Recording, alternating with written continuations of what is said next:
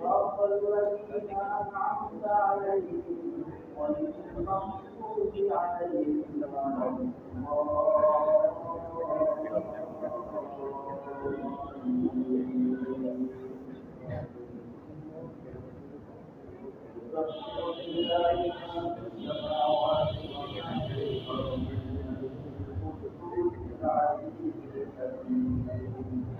هو الذي بعث في الأميين رسولا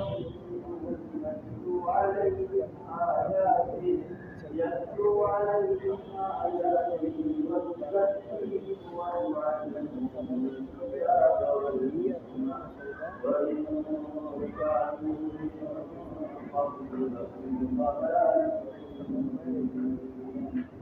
وآخرين منهم يعصون على الحق به وهو العزيز الحكيم ذلك فضل الله يؤتيه من يشاء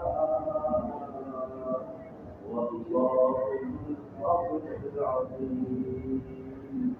مثل الذين حملوا التوراة ثم لم يحملوها كمثل الحمار